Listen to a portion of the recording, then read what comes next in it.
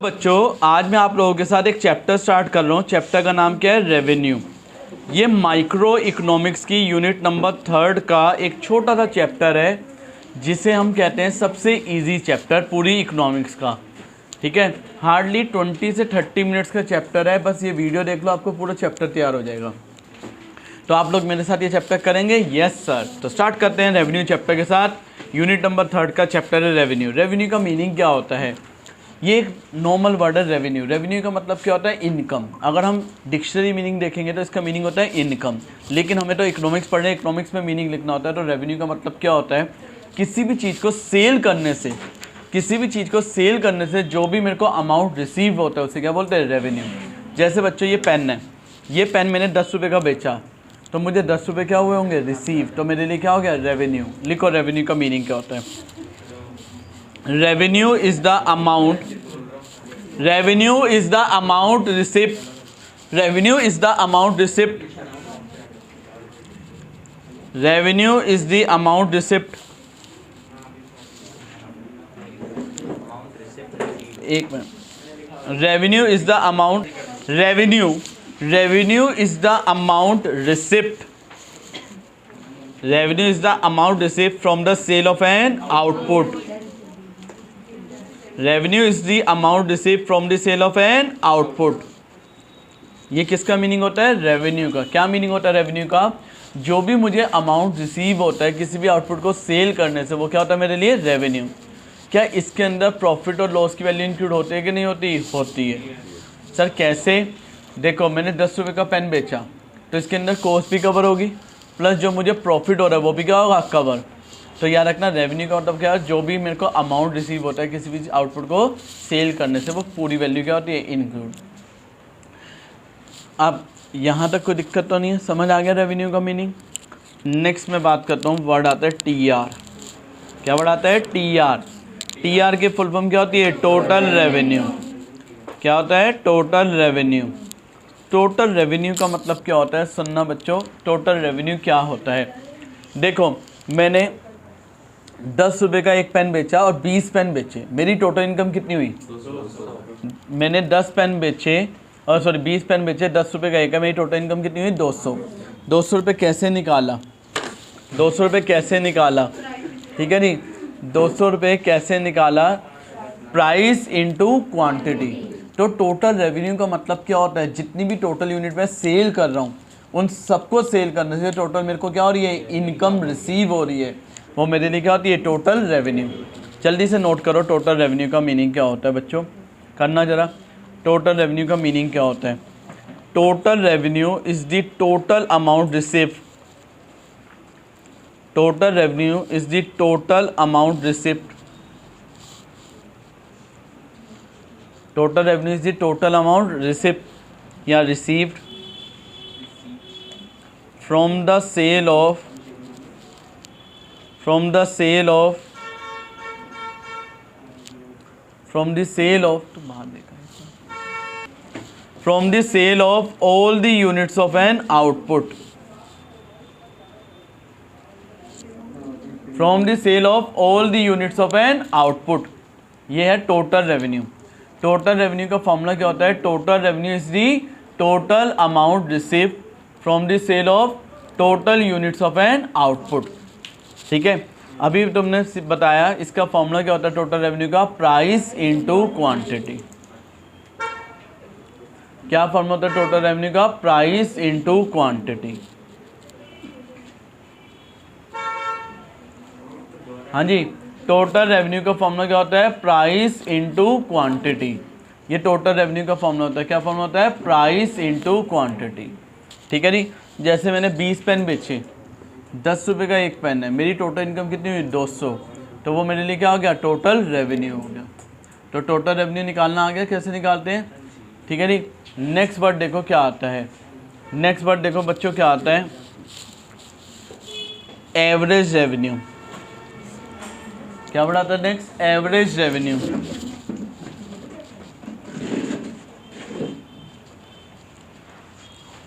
क्या वर्ड आता है नेक्स्ट? Average revenue. पूरी इकोनॉमिक्स में जहाँ जहाँ वर्ड आ जाए एवरेज, एवरेज का मतलब क्या होता है? जहाँ जहाँ वर्ड आ जाए एवरेज, एवरेज का मतलब क्या होता है पर यूनिट, ठीक है, एवरेज का मतलब क्या होता है पर यूनिट। तो लिखो एवरेज रेवेन्यू क्या दिखाता है, it is the per unit revenue, it is the per unit revenue, it is the per unit revenue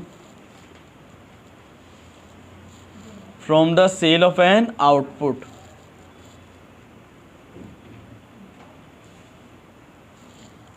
हाँ जी, क्या होता है average revenue, it is the per unit revenue from the sale of an output. किसी भी output को sale करने से जो पर यूनिट मुझे इनकम होती है उसे हम क्या बोलते हैं, एवरेज रेवेन्यू। क्या नाम देते हैं उसका, एवरेज रेवेन्यू। एवरेज रेवेन्यू समझ आ गया क्या होता है, पर यूनिट रेवेन्यू होता है आउटपुट को सेल करने से, ठीक है जी। अब इसका एक फॉर्मूला भी होता है AR का, पूरी इकोनॉमिक्स में ये फॉर्मूला याद रखना बच्चों। क्या होता है, ये जो मैं बता रहा हूँ ये पूरी इकोनॉमिक्स में चलता है। देखो जी, AR क्या होता है, एवरेज रेवेन्यू। पूरी इकोनॉमिक्स में जहाँ जहाँ वर्ड आ जाए एवरेज, पूरी इकोनॉमिक्स में जहाँ जहाँ वर्ड आ जाए एवरेज यानी पर यूनिट, तो सिंपल एक ही जगह क्या लगाना है, T अपॉन में आउटपुट। पूरी इकोनॉमिक्स में जहाँ जहाँ वर्ड आ जाए एक ही जगह क्या लगाना है, T अपॉन आउटपुट। तो बच्चों AR का फॉर्मूला क्या होता है, AR का फॉर्मूला क्या होता है, TR अपॉन आउटपुट। TR का फॉर्मूला क्या होता है ये बताओ, TR का प्राइस इंटू क्वांटिटी। क्वांटिटी और आउटपुट एक ही चीज़ होती है, हाँ जी, क्वांटिटी और आउटपुट एक ही चीज़ है। अब आउटपुट से आउटपुट क्या हो गया, कैंसिल, AR इक्वल टू क्या आ गया, प्राइस। तो ये अपने माइंड में बच्चों ध्यान रखना, AR इक्वल टू क्या होता है, प्राइस, ठीक है। AR इक्वल टू क्या होता है, प्राइस। क्वेश्चन कैसे आएगा आपके पेपर में वो भी सुनो। AR हमेशा किसके इक्वल होता है, प्राइस के। AR किसके इक्वल होता है, प्राइस के। तो क्वेश्चन ऐसे आता है, why AR is equal to the price. Question ये आएगा, why AR is equal to the price. AR price के इक्वल क्यों होती है, ठीक है नी। AR किसके इक्वल होती है, प्राइस के क्यों होती है। तो आंसर समझ आ गया, AR प्राइस की क्यों इक्वल होती है। ये तो सर 1 नंबर के लिए तो इनफ है, लेकिन स्कूल वाले तो ये 3 नंबर में पूछ देते हैं, why AR equal to price. तो इतना लिखने के बाद एक लाइन आप ये लिख सकते हो, AR is the per unit, AR is the per unit amount, AR is the per unit amount received by the seller. AR is the per unit amount received by the seller, whereas price is the per unit amount, where the price is the per unit amount paid by the buyer. Price क्या होता है, जो amount पे करता है कौन, buyer. और AR क्या होता है, जो पर यूनिट अमाउंट रिसीव करता है, सेलर, ठीक है जी। तो जितना बायर पे करेगा उतना सेलर रिसीव करेगा, इसलिए AR इक्वल टू क्या होता है, प्राइस। समझ आ गया, AR और प्राइस क्यों इक्वल होते हैं। नेक्स्ट वर्ड देखो बच्चों, नेक्स्ट वर्ड आता है मार्जिनल रेवेन्यू। नेक्स्ट वर्ड क्या आता है, मार्जिनल रेवेन्यू। ये मार्जिनल रेवेन्यू का मतलब क्या होता है, सुनते जाना बच्चों। मार्जिनल, पूरी इकोनॉमिक्स में जहाँ जहाँ वर्ड आ जाए मार्जिनल, मार्जिनल वर्ड का मीनिंग क्या होता है, एडिशनल। जहाँ जहाँ वर्ड आ जाए मार्जिनल, मार्जिनल का मतलब क्या होता है, एडिशनल। जहाँ जहाँ वर्ड आ जाए मार्जिनल, मार्जिनल वर्ड का मतलब क्या होता है, एडिशनल। तो मार्जिनल रेवेन्यू क्या दिखाता है, लिखो, it is the addition in, it is the addition in, it is the addition in total revenue, it is the addition in total revenue by selling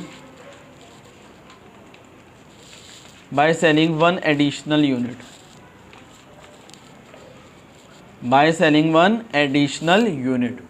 तो बच्चों मार्जिनल रेवेन्यू का मतलब क्या होता है, it is the addition in total revenue, it is the addition in total revenue by selling one additional unit. एक extra unit को sale करने से जो भी एडिशन होता है टोटल रेवेन्यू में, उसे हम क्या बोलते हैं? Marginal revenue. क्या नाम देते हैं उसका? Marginal revenue. हाँ जी, मार्जिन समझ आ गया? क्या दिखाता है? Addition in total revenue. अब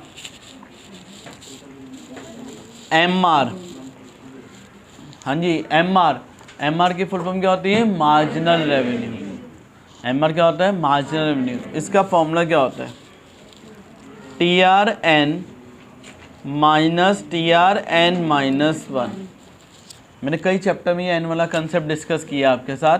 n का मतलब क्या होता है? जिस नंबर पे निकालना। n का मतलब क्या होता है? जिस नंबर पे निकालना। सपोज एक क्वेश्चन है, उसमें आउटपुट दिया हुआ है 3 और टोटल रेवेन्यू दिया हुआ है 100, और एक आउटपुट हो गया 3 से 4, टोटल रेवेन्यू 100 से कितना हो गया? 120। थर्ड आउटपुट पे टोटल रेवेन्यू कितना था? 100। फोर्थ आउटपुट पे टोटल रेवेन्यू कितना है? 120। मुझे MR निकालना है। क्या निकालना है? MR। N का मतलब क्या होता है? जिस नंबर पे निकालना है। MR का मतलब क्या होता है? जिस नंबर पे निकालना है। सपोज करो मुझे MR निकालना है 4 नंबर पे। मुझे MR निकालना है कौन से नंबर पे? 4 नंबर पे। ठीक है जी, कौन से नंबर पे? 4। तो फॉर्मूला क्या लगेगा? MR N का मतलब जिस नंबर पे मुझे 4 नंबर पे निकालना है, 4 लिख दिया, equal to TR 4 minus TR N minus 1, यानी 4 माइनस 1 कितने पे? 3। तो बताओ 4 यूनिट पे टोटल रेवेन्यू कितना है? 120। 3 यूनिट पे टोटल रेवेन्यू कितना है? 100। MR कितना आ गया? 20। तो MR का मीनिंग समझ आ गया क्या होता है? क्या मीनिंग होता है MR का? Addition in the total revenue. क्या मीनिंग होता है MR का? Addition in the total revenue by selling one extra unit. एक एक्स्ट्रा यूनिट सेल करने से जो एक्स्ट्रा टोटल रेवेन्यू होता है उसे क्या बोलते हैं? Marginal revenue. यहाँ तक क्लियर है? समझ आ रहा है सबको? फॉर्मूला समझ आ गया MR का? बताओ MR किसका डिफरेंस होता है? TR का। MR किसका डिफरेंस होता है? TR। तो ये याद रखना रूल, TR क्या होगा MR का? समेशन। ये लिख लेना, अपने रजिस्टर पे लिख लो, वहीं पे लिख लो TR क्या होता है? TR का किसका समेशन होता है? MR का। ठीक है जी, देखो TR क्या होता है? MR का समेशन होता है। हाँ जी, यहाँ तक कोई दिक्कत तो नहीं है? TR क्या होता है? MR का समेशन। पक्का जी? TR क्या होता है? किसका समेशन होता है? MR का। TR क्या होता है? MR का समेशन। अब MR का एक फॉर्मूला और भी लिख सकते हो आप लोग। MR का एक फॉर्मूला ये भी होता है, change in TR upon change in output. क्या फॉर्मूला होता है MR का? Change in TR upon change in output. देखो बच्चों, हाँ जी सुनो जी, यूनिट 1 थी, टोटल रेवेन्यू कितना था? 100।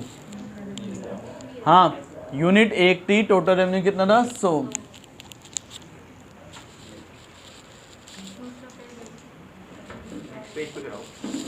देखो जी, यूनिट कितनी थी?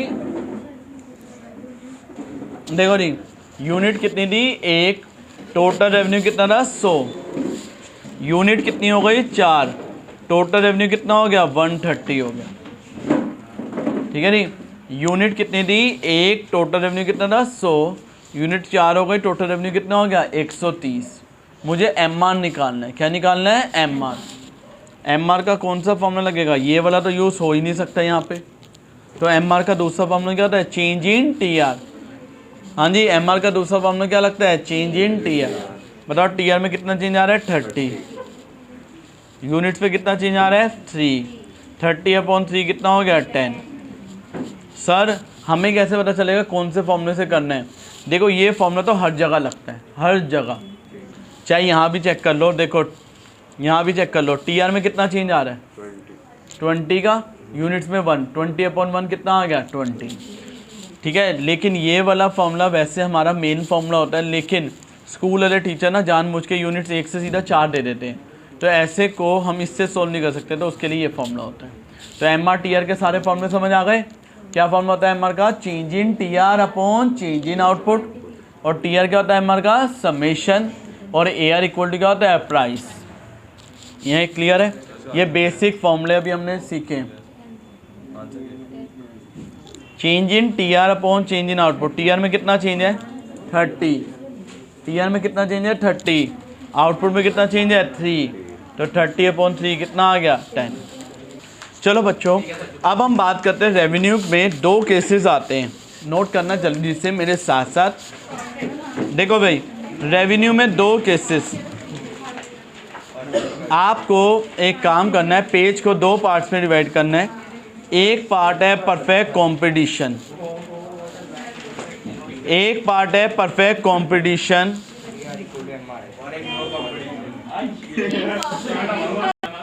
एक बच्चों बात कर रहे हैं परफेक्ट कंपटीशन, और एक क्या होता है? Imperfect competition.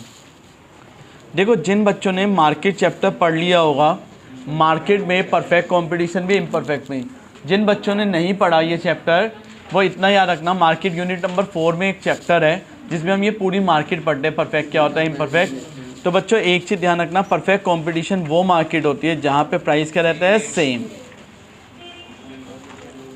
परफेक्ट कंपटीशन वो मार्केट होती है जहाँ पे प्राइस क्या रहता है? सेम। और एक मार्केट होती है इम्परफेक्ट कंपटीशन जहाँ पे प्राइस क्या होता है? लोअर। जहाँ पे प्राइस क्या होता है? लोअर। लोअर का मतलब क्या होता है? कम। ठीक है। इम्परफेक्ट कंपटीशन वो मार्केट होती है जहाँ पे प्राइस क्या होता है? लोअर। लोअर का मतलब क्या होता है? कम होता है। परफेक्ट में प्राइस क्या रहता है? सेम। इम्परफेक्ट में प्राइस क्या होता है? लोअर, कम होता जाता है। ठीक है नी? यहाँ प्राइस सेम रहता है, यहाँ पे क्या रहता है? Price lower. ये याद रखना बच्चों, पेपर में हिंट दे रहा हूँ, प्राइस सेम रहेगा, यहाँ पेपर में लिख के आ जाएगा प्राइस गिवन। गिवन का मतलब क्या है? कांस्टेंट है। ठीक है नी? देखो जल्दी से, सबसे पहले आउटपुट है 1 2 3 4 5, यह आउटपुट लिया और प्राइस को क्या रखा? सेम रखा। कितना रखा? 10 10 10। प्राइस क्या रखा मैंने? सेम रखा। कितना? 10 10 10 10। फिर मैंने निकाला टी आर, ए आर और एम आर। क्या निकाला मैंने? T R, A R, M R. ये T R, A R, M R आप खुद भी निकाल सकते हैं, जल्दी से निकालें, जल्दी से। प्राइस सेम है, आउटपुट दे रखा है, मैंने अभी फॉर्मूले लिखवाए हैं सबको। टी आर का फॉर्मूला क्या होता है? Price into quantity. क्या होता है टी आर का formula? Price into quantity. 10 into 1 कितना हो गया? 10। 10 into 2 20, 10 into 3 30, 10 into 4 40, 10 into 5 50।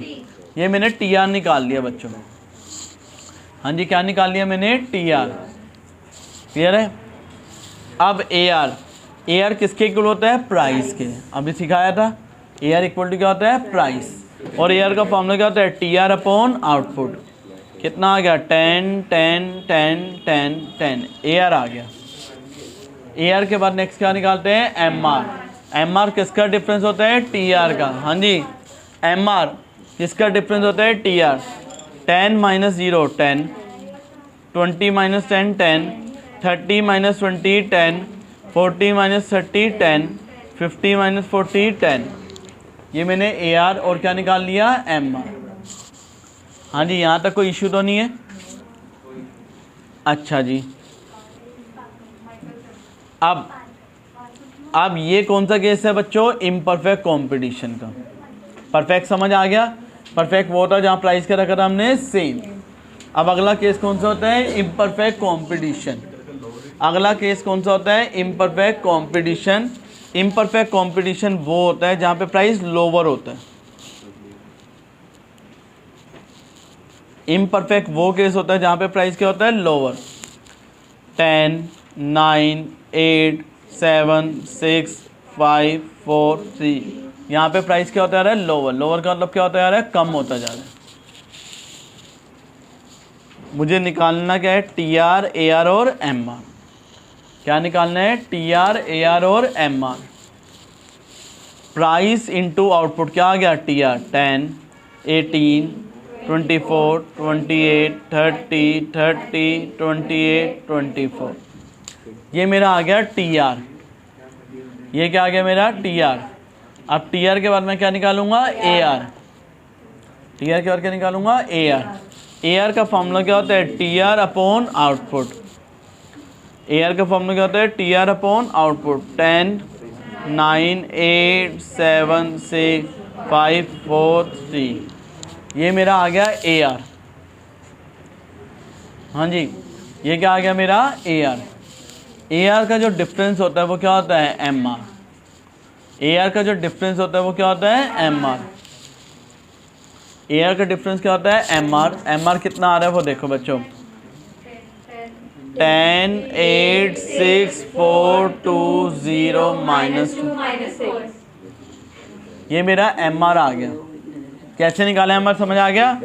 T R का डिफरेंस 18 - 10 8, 24 - 18 6, 4, 2, 0, -2, -4। हाँ जी, यहाँ तक क्लियर है। अब इन दोनों में डिफरेंस देखो जी, इन दोनों में डिफरेंस। परफेक्ट कंपटीशन में प्राइस क्या था सेम। जब ये 9 × 2 18, 8 × 3 24, ठीक है टी है। अच्छा जी, हाँ अब मैं बात करता हूँ, सुनते जाना जरा ढंग से। इस केस में प्राइस क्या रखा मैंने सेम। इस केस में मैंने प्राइस क्या रखा सेम। और जब भी प्राइस सेम रहता है तो ए आर इक्वल टू क्या आता है एम आर। हाँ जी, इस केस में प्राइस क्या रहता है सेम। जब भी प्राइस सेम रहता है तो ए आर इक्वल टू क्या होता है एम आर। हाँ जी बच्चों, जब भी प्राइस सेम रहता है तो ए आर इक्वल टू क्या होता है एम आर। और यहाँ पे प्राइस सेम नहीं है, प्राइस क्या होता है कम। जब भी प्राइस कम हो रहा है तो ए आर और एम आर क्या सेम आएंगे नहीं। पहला डिफरेंस समझ आया। परफेक्ट कंपटीशन में प्राइस क्या रहता है सेम। और जब भी प्राइस सेम होगा ए आर इक्वल टू क्या आएगा एम आर। और जब प्राइस सेम नहीं होता तो ए आर और एम आर कभी इक्वल नहीं आएगी। पहली चीज़ क्लियर है। अगली चीज़ देखो, वो इम्परफेक्ट कंपटीशन। कई बच्चे में से पूछते हैं सर डिलीट हो गया, वो मार्केट चैप्टर में डिलीट हुआ, रेवेन्यू में डिलीट नहीं हो। रेवेन्यू के केस में तो हमें पढ़ना ही है, ठीक है जी। अब देखो बच्चों,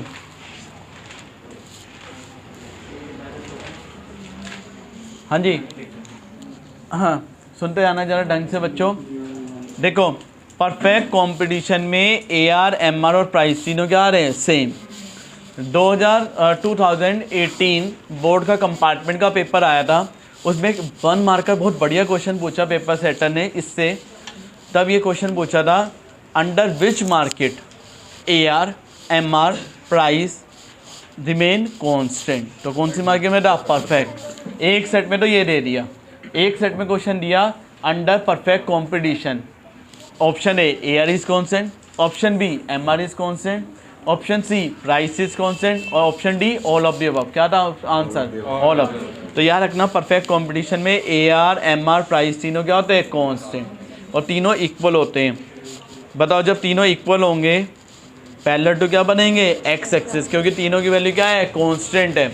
चाहे हम जितना मर्जी आउटपुट बनाए, तीनों की वैल्यू क्या रहेगी कांस्टेंट। तो याद रखना A R equal to M R equal to price होता है। कौन सी मार्केट में होता है परफेक्ट कंपटीशन में, ठीक है। याद रखना परफेक्ट कंपटीशन में A R equal to M R equal to क्या होता है प्राइस।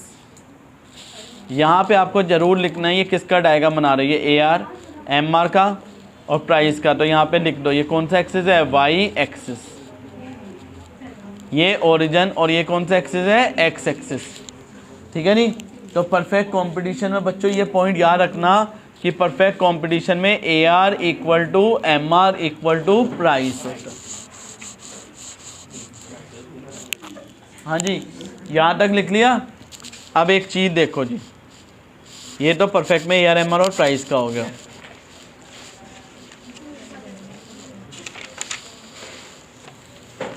देखो बच्चों, परफेक्ट के अंदर ही परफेक्ट कंपटीशन में जो है टी आर जो बनता है वो कितने डिग्री का बनता है? 45 डिग्री का। टी आर 45 डिग्री का स्ट्रेट लाइन बनता है। सर क्यों बनता है? सुनते हैं ना, परफेक्ट कंपटीशन में जो टी आर बनता है वो 45 डिग्री का स्ट्रेट लाइन कर्व बनता है। क्वेश्चन ये आता है कि परफेक्ट कंपटीशन में टी आर बिल्कुल स्ट्रेट लाइन 45 डिग्री का क्यों बनता है? तो बताओ जी, टी आर जो है पहले 10 है, फिर 20, फिर 30, फिर 40, फिर 50। टी आर जो है वो इंक्रीज कर रहा है। हाँ जी, टी आर जो है वो इंक्रीज कर रहा है। किस रेट से इंक्रीज कर रहा है? टी आर कॉन्स्टेंट रेट से। टी आर इंक्रीज कर रहा है किस रेट से? कॉन्स्टेंट रेट से। जब कोई भी वैल्यू कॉन्स्टेंट रेट से इंक्रीज करती है तो कितने डिग्री की बनती है? 45 डिग्री। तो बच्चों याद रखना, टी आर जो है वो इंक्रीज कर रहा है किस रेट से? इंक्रीज कर रहा है कॉन्स्टेंट रेट से।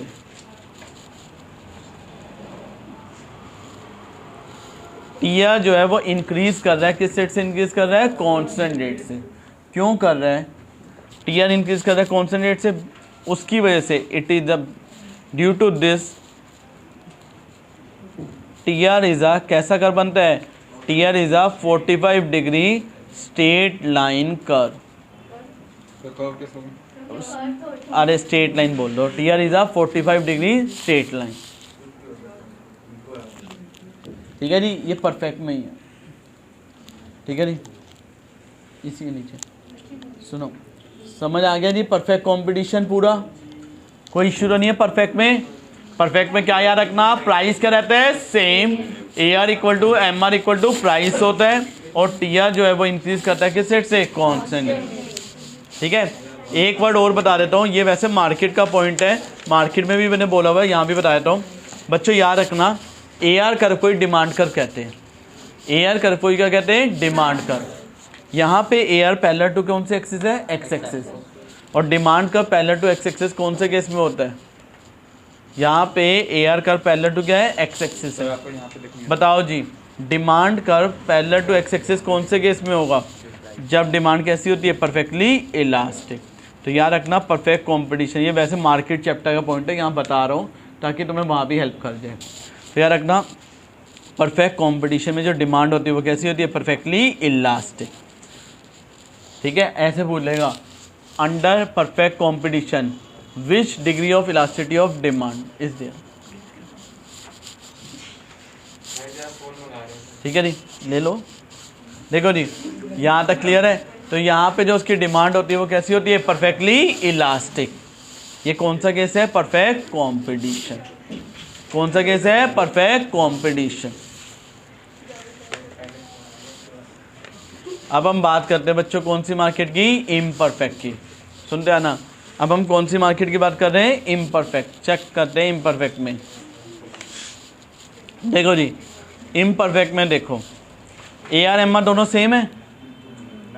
हाँ जी बताओ, इम्परफेक्ट में A R M R same है क्या? नहीं है। आउटपुट बढ़ता जा रहा है, इधर देखो बोर्ड पे, आउटपुट बढ़ता जा रहा है, ए आर एम आर की वैल्यू कम हो रही है। आउटपुट की वैल्यू बढ़ रही है, ए आर एम आर की वैल्यू कम हो रही है। दोनों में डायरेक्ट रिलेशन है, इनवर्स है।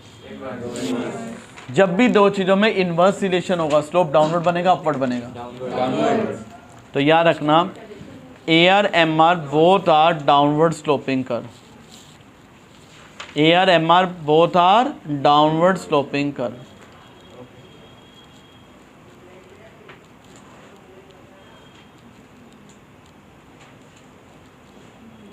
ठीक है, तो याद रखना, ए आर और एम आर जो है दोनों जो होते हैं कैसे कर्व होते हैं? डाउनवर्ड स्लोपिंग कर्व होते हैं। ठीक है, A R M R both are downward sloping curve. हाँ जी, क्लियर है? पक्का जी? क्यों? क्योंकि आउटपुट बढ़ रहा है, ए आर एम आर की वैल्यू कम हो रही है। अब एक चीज़ देखो ज़रा, हाँ, ए आर कितने से कम हो रहा है? एक से कम हो रहा है। एम आर कितने कम हो रहा है? दो से। यानी अगर ए आर 1 से कम हो रहा है, एम आर कितने कम हो रहा है? 2 से, ट्वाइस सेट से। अगर ए आर 1 से कम हो रहा है, एम आर उससे डबल से। ठीक है, दोनों कर्व बनेंगे, दोनों कर्व बनेंगे, लेकिन देखो जी डायग्राम कैसे बनेगा वो देखना बच्चों।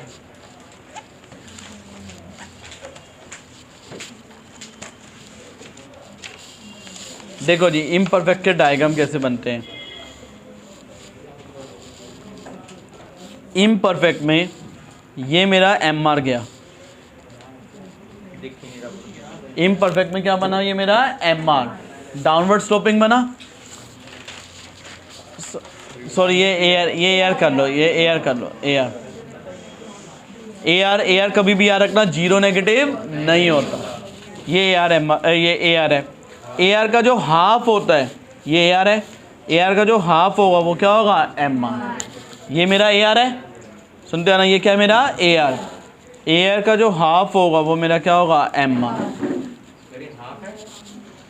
देखो ये एयर है, इन दोनों के मिडल से कोई भी पॉइंट, क्योंकि एयर कभी जीरो नेगेटिव नहीं होता, क्यों, एयर किसके इक्वल होता है, प्राइस कभी जीरो नेगेटिव नहीं होता। तो जहाँ पे हम आइडिया लेते हैं एयर टच करेगा उसका हाफ क्या बन जाएगा, एम आर। तो ये क्या बना लेते हैं, एम आर। ये डायग्राम किसका है, एयर का, और ये किसका है, एम आर। यहाँ पे क्या बढ़ाता है, आउटपुट इन यूनिट्स, क्या बढ़ाता है, आउटपुट इन यूनिट्स। वहाँ पे तो हमने सिंपल कह दिया AR equal to M R equal to price होता है। यहाँ पे क्या लिखते हैं, यहाँ पे हम लिखते हैं both AR and M R downward sloping, both AR and M R downward sloping, both AR and M R downward sloping, but M R is less than A R. M R less than होती है किससे, A R से। ए R M R दोनों क्या होती है, downward sloping होती है, और एम आर की वैल्यू क्या होती है, लेस देन होती है किससे, ए आर से। कोई दिक्कत तो नहीं है, समझ आ गया। ये कौन सी मार्केट थी, इम्परफेक्ट। ये कौन सी थी, इम्परफेक्ट। इम्परफेक्ट में अभी तक हमने सिर्फ किसको देखा है, एम आर और ए आर। अब टी आर कैसे बनता है इम्परफेक्ट में, टी आर, ये नोट कर लिया सबने। देखो जी ये मेरा एम आर जाता है, एम आर जीरो भी होता है, एम आर नेगेटिव भी, एम आर जीरो भी होता है और एम आर नेगेटिव भी। अब एम आर और टी आर का रिलेशन देखते हैं, ढंग से देखना बच्चों। जहाँ पे एम आर की वैल्यू ज़ीरो होती है, जहाँ पे एम आर की वैल्यू क्या होती है, ज़ीरो, वहाँ से क्या लेगा, डॉटेड लाइन। जहाँ पे एम आर की वैल्यू क्या है, ज़ीरो है, वहाँ से क्या ले जाओ, डॉटेड लाइन ले जाओ। जहाँ पे एम आर की वैल्यू क्या है, ज़ीरो, वहाँ से क्या ले जाओ, डॉटेड लाइन। जहाँ पे एम आर की वैल्यू ज़ीरो है वहाँ से क्या ले जाओ, डॉटेड लाइन। और वहाँ पे टी आर को क्या दिखा दो, मैक्सिमम। जहाँ पे एम आर ज़ीरो है वहाँ से डॉटेड लाइन ले जाओ, और वहाँ पे टी आर क्या दिखा दो, मैक्सिमम।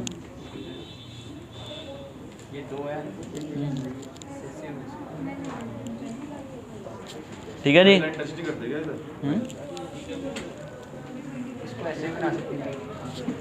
ज्वाइन करना कर लो। देखो जी स्टार्टिंग में टी आर, सर ऐसा तो हमने सेम डायग्राम किसका पढ़ा है, टी यू और एम यू का।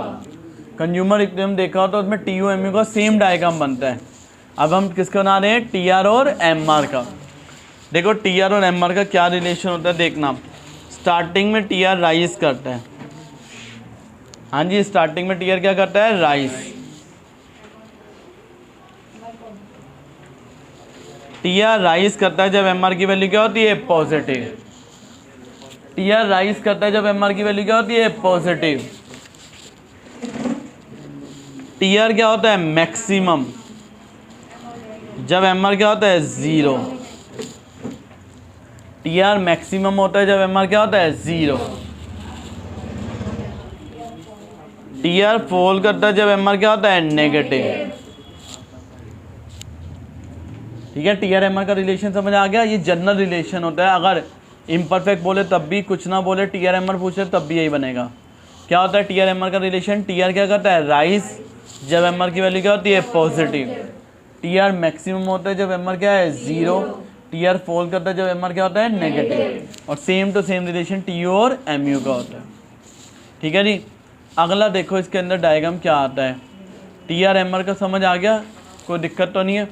अब हम बात करते हैं नेक्स्ट कंसेप्ट की। अच्छा, यहाँ तक क्लियर है, टी आर एम आर का रिलेशन समझ आ गया। अब हम बात कर रहे हैं नेक्स्ट कंसेप्ट की, तो देखना क्या आता है रिलेशनशिप। ये तो हमने किसके बीच में रिलेशन देखा, टी आर और एम आर, ठीक है जी। अब मैं टी आर एम आर हो गया, ए आर एम आर हो गया, ये कौन सा केस था हमारा, इम्परफेक्ट कॉम्पिटिशन, ठीक है। अब मेरे से एक बच्चा डाउट पूछता है, या मैं भी, कई बच्चों ने अभी तक डाउट तो पूछा नहीं, ये ध्यान रखना, जीरो आउटपुट पे ए आर एम आर क्या डिफाइन कर सकते हैं, नहीं, जबकि हम यहाँ जीरो आउटपुट पे कुछ ना कुछ ए आर एम आर की वैल्यू शो कर रहे हैं। ऐसा रियल में पॉसिबल है कि नहीं है, ऐसा पॉसिबल नहीं है। देखो बच्चों, ए आर एम आर की जो वैल्यू होती है, ध्यान रखना, जीरो आउटपुट पे हम डिफाइन नहीं कर सकते। फिर भी अगर आप डिफरेंट ऑथर की बुक पढ़ोगे, सब में ए आर एम आर को जॉइंट किया हुआ है, ये लॉजिकली गलत है, ठीक है। सीबीएसई जितने भी एक्सपर्ट्स हैं, मेरी उनसे भी ये बात हुई, सब ने एक ही आंसर दिया कि ऐसे ही करना है। उन्होंने मेरे को कुछ वो बनाना, आप लोगों को, अब आप खुद देखो, आपको मैंने ये डायग्राम बनाया, किसी ने डाउट भी नहीं पूछा। ये देखो, ज़ीरो आउटपुट पे प्राइस 10 है, लेकिन टी आर तो ज़ीरो होगा, ज़ीरो से कुछ भी इंटू करेंगे क्या आएगा, ज़ीरो। क्या ए आर एम आर निकाल सकते हैं ज़ीरो आउटपुट पे, नहीं। जबकि अगर मैं ये डायग्राम बना रहा हूँ तो ज़ीरो आउटपुट में ए आर एम आर की कुछ ना कुछ वैल्यू शो कर रहा हूँ, कुछ ना कुछ तो शो कर रहा हूँ, ऐसा पॉसिबल है, नहीं। तो कई बुक्स थोड़ा ऐसे स्टार्ट कर देते हैं, कई बुक्स में ना आपको ये ऐसे डायग्राम भी दे देते हैं, A R equal to M R, ऐसे टी आर बना देते हैं। कई बुक्स में ना, एक मिनट, कई बुक्स में ऐसा डायग्राम बना देते हैं, ए आर इक्वल टू क्या कर देते हैं, एम आर, और टी आर क्या कर देते हैं, राइस। आपको ये सब बनाने की जरूरत नहीं है, आप ये भी बनाओगे फुल मार्क्स मिलेंगे, ठीक है जी। मैंने लॉजिक बता दिया। अब लास्ट क्वेश्चन, ये चैप्टर कंप्लीट होता हुआ लास्ट क्वेश्चन इस चैप्टर का, general relationship between A R and A M R. Word याद रखना, जनरल रिलेशनशिप।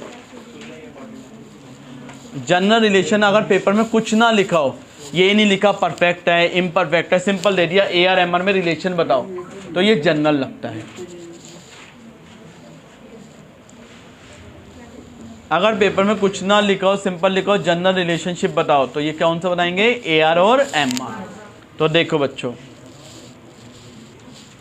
ये मेरा गया एम आर कर, ये क्या बनाया मैंने, एम आर, जहां से एम आर की वैल्यू फॉल कर रही है, ये मैंने बनाया एम आर कर, जहां से एम आर की वैल्यू फॉल कर रही है, वहां पे ए आर को क्या दिखा दिया मैंने, मैक्सिमम। ये है एम आर, जहाँ से एम आर की वैल्यू क्या कर रही है, फॉल, वहाँ पे क्या दिखा दिया, A R.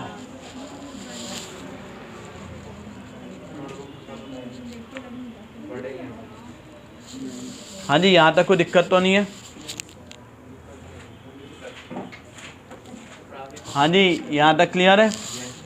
Output in units, और यहाँ पे किसका डायग्राम बना रहे हैं, ए आर एम आर, वो लिख दिया। जल्दी से बताओ एम आर और ए आर में क्या रिलेशन है।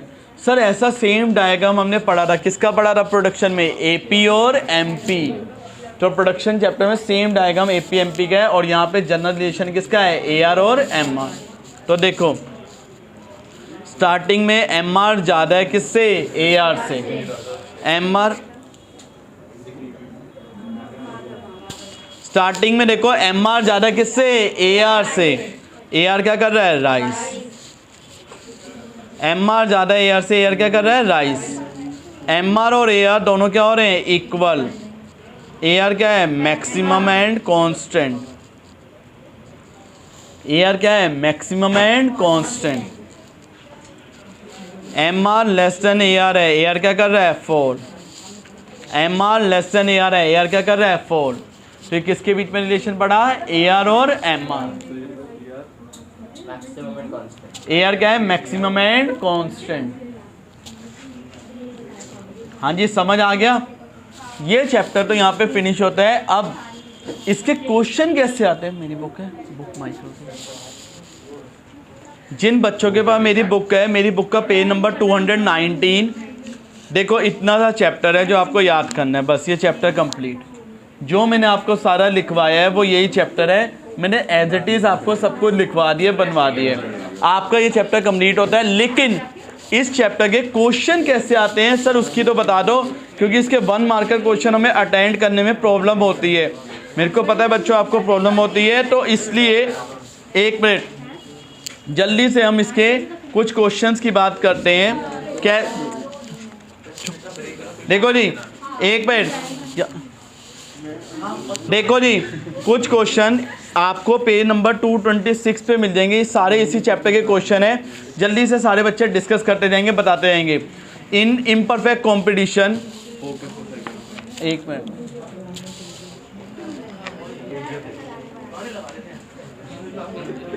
देखो जी मैं चलो बोलते जा रहा हूँ, आप सुनते जाना जल्दी से।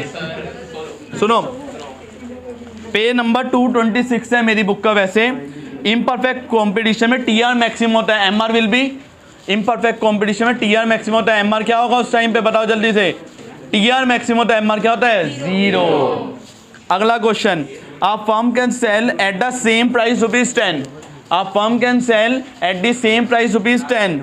What will be the MR by selling 20th unit. देखो क्वेश्चन का लॉजिक सुनना, फर्म जो बेचती है सेम प्राइस पे बेचती है 10 रुपये में, अगर वो 20th यूनिट बेच रही है तो एमआर क्या होगा, 10, क्योंकि परफेक्ट कंपटीशन में AR equal to MR equal to क्या होगा, प्राइस। ठीक है नहीं, AR equal to MR equal to क्या होगा, प्राइस। अगला question, MR curve of a firm which can sell more output at the same price. MR की शेप कैसे होगी अगर मोर आउटपुट को सेल कर रहे हैं सेम प्राइस पे। एआर का, डिमांड का, price line, all of this, क्योंकि एआर और एमआर इक्वल टू क्या होता है, प्राइस। तो ये क्वेश्चन बच्चों आपको सारे, मैं एक बार फटाफट बोलते जा रहा हूँ। एमआर अगर सेम है तो टीआर क्या, टीआर इंक्रीज करता है किस रेट से इंक्रीज करता है, कांस्टेंट रेट से। अगला, टीआर जब कांस्टेंट होगा एआर क्या होगा, टीआर कांस्टेंट है तो एआर क्या होगा, टीआर कांस्टेंट है। ये क्वेश्चन ढंग से सुनना, टीआर कांस्टेंट है यानी टीआर 100 है तो एआर क्या होगा, एआर का फॉर्मूला क्या होता है, टीआर अपॉन आउटपुट। आउटपुट 1 से 2 हो गया, एआर कितना हो जाएगा 100, कितना हो जाएगा 50। तो जब टीआर कांस्टेंट है, एआर कांस्टेंट रहता है, कम होता है, कम होता है। अगला क्वेश्चन ये है, क्वेश्चन ये, TR curve horizontal straight line है। टीआर कर्व कैसा है, हॉरिजॉन्टल स्ट्रेट लाइन। एमआर की शेप कैसे होगी बताओ। टीआर हॉरिजॉन्टल स्ट्रेट लाइन कौन से केस में होता है, परफेक्ट में, इम्परफेक्ट में, परफेक्ट में होता है टीआर हॉरिजॉन्टल स्ट्रेट, तो वहाँ एमआर की शेप क्या होती है, पैरेलल टू एक्स। समझ आ गया क्वेश्चन कैसे आ सकते हैं, ठीक है जी। अच्छा, कहते हैं अगर ये आप एक बार ना पढ़ लेना प्लीज़, रिक्वेस्ट कर रहा हूँ। मेरी बुक का 226 पे बहुत अच्छे क्वेश्चन दिए हुए हैं, इसके ट्रू फॉल्स 226 पे पढ़ लेना रिक्वेस्टेड है। Bye bye.